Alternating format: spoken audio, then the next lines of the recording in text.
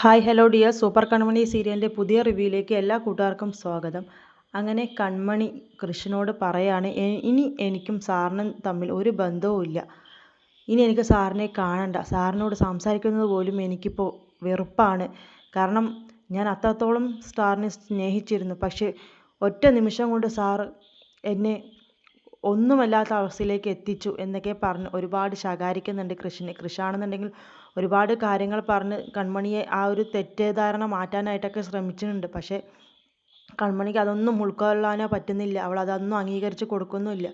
അങ്ങനെ ഇനി എനിക്ക് സാറിനെ കാണണ്ട എന്ന് പറഞ്ഞിട്ട് കൃഷിനെ വലിച്ചെറിഞ്ഞ രീതിയിൽ തന്നെ കൺമണി അവിടെ നിന്ന് തട്ടിമാറ്റി പോവുകയാണ് കേട്ടോ ചെയ്യുന്നത്. കൃഷാണെന്നുണ്ടെങ്കിൽ ആകെ സങ്കടത്തിൽ വിഷമിച്ചിരിക്കുന്നുണ്ട്. കാരണം തനിക്ക് തെറ്റ് പറ്റിപ്പോയി, ഒരിക്കലും താൻ കൺമണിയോട് അങ്ങനെ പറയാനോ പെരുമാറാനോ പാടില്ലായിരുന്നു എന്നൊക്കെ ആലോചിച്ച് ഖേദിക്കുന്നുണ്ട്. അങ്ങനെ ഉടൻ തന്നെ നമ്മുടെ ദേവിജിയെ പോയി കാണുന്നുണ്ട് കൃഷ്. അങ്ങനെ ദേവിജി ചോദിക്കുന്നുണ്ട്, എന്ത് പറഞ്ഞു കൺമണി, താൻ കാലി പിടിച്ച് മാപ്പ് പറഞ്ഞു എന്നൊക്കെ ചോദിക്കുന്നുണ്ട്. ഞാൻ ക്ഷമയൊക്കെ പറഞ്ഞു, പക്ഷെ അവളതൊന്നും അംഗീകരിച്ച് തരുന്നില്ല എന്ന് പറയുന്നുണ്ട്. അയ്യോ, അത് വലിയ കഷ്ടമായി പോയല്ലോ എന്ന് ദേവിജി പറയുന്നുണ്ട്. അത് ദേവിജിക്ക് ഇത് കേൾക്കുമ്പോൾ സങ്കടം വരുന്നില്ലേ? നോക്ക്, അവൾ എന്നോട് ഇങ്ങനെയൊക്കെയാണ് സംസാരിച്ചിട്ടുണ്ടായിരുന്നത്. ആർക്കാണെങ്കിലും ഒരു തെറ്റ് പറ്റി പോവില്ല ദേവിജി. ദേവിജി എങ്ങനെയെങ്കിലും ഒന്ന് അവളോട് കാര്യം പറഞ്ഞ് മനസ്സിലാക്കിപ്പിക്കുക എന്നൊക്കെ പറയുന്നുണ്ട്. നിനക്കേ അതല്ല കിട്ടേണ്ടത്. കൺമണി ചെയ്തത് കുറഞ്ഞുപോയി. നിന്റെ കാരണം നോക്കി ഒന്ന് പൊട്ടിക്കണമായിരുന്നു കൺമണി ചെയ്യേണ്ടിയിരുന്നത്.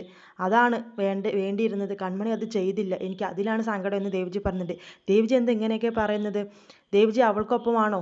എൻ്റെ കൂടെ നിന്ന് എങ്ങനെയെങ്കിലും കൺമണിയെ എൻ്റെ കൂടെ ചേർത്തിത്താ, അവൾക്ക് കാര്യങ്ങൾ പറഞ്ഞ് മനസ്സിലാക്കി കൊടുക്കുക എന്നൊക്കെ പറയുന്നുണ്ട്. അതിനെന്താ ഒരു വഴി? ദേവിജി എന്നെ പറഞ്ഞാന്നൊക്കെ പറയാണ് കേട്ടോ കൃഷ്.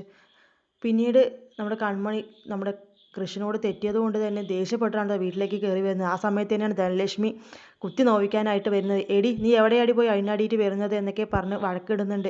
കൂടാതെ വരുണിൻ്റെ കാര്യം പറഞ്ഞു, കൃഷിൻ്റെ കാര്യങ്ങളും വീട്ടിലത്തെ കാര്യങ്ങളൊക്കെ പറഞ്ഞ് ഒരുപാട് ശകാരിക്കുന്നുണ്ട്. അങ്ങനെ രണ്ടും കൽപ്പിച്ച് പൊട്ടിത്തെറിക്കുന്നുണ്ട് കേട്ടോ കൺമണി ദേഷ്യം വന്നിട്ട്. അങ്ങനെ സഹിക്കാൻ പറ്റാത്ത എന്തോ വാക്കുകൾ പറഞ്ഞതുകൊണ്ട് തന്നെ കൺമണി ധനലക്ഷ്മിയുടെ കാരണം നോക്കി ഒന്ന് പൊട്ടിക്കുന്നുണ്ട്.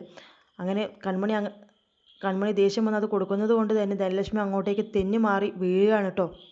അങ്ങനെ നീ എന്നെ തല്ലിയല്ലേടി, നിനക്ക് വെച്ചിട്ടുണ്ടടി എന്നൊക്കെ പറഞ്ഞ് ദേഷ്യപ്പെട്ട് പോകുന്നുണ്ട്. കൂടാതെ കൺമണി അച്ഛനോട് ചെന്ന് പറയുന്നുണ്ട്, നിങ്ങളുടെ മകൾക്ക് ഞാനൊരു സമ്മാനം കൊടുക്കുന്നുണ്ട്.